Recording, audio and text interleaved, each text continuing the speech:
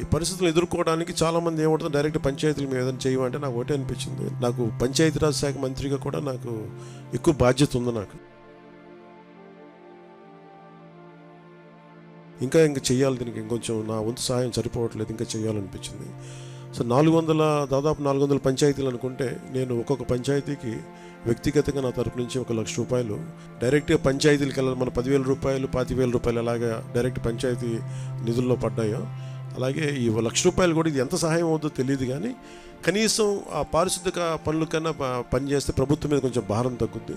So నా side నుంచి నేను ఇచ్చే 400 పంచాయతీలకి ఈ 1 లక్ష రూపాయలు చొప్పున కనీసం పారిశుద్ధ్య పనులకు కొంచెం సహాయకారిగా ఉంటుంది అనేది. ఉప ముఖ్యమంత్రి గారు పవన్ కళ్యాణ్ గారు తీసుకున్న ఈ నిర్ణయం వలన వారి అకౌంట్లో అన్నింటిలో కూడా 1 లక్ష రూపాయలు పడిపోయింది. మీరు ఈ డబ్బుల్ని జాగ్రత్తగా ఉపయోగించుకుని శానిటేషన్ కోసం, వైద్య సేవల కోసం మీరందరూ కూడా దయచేసి ఉపయోగించుకోండి.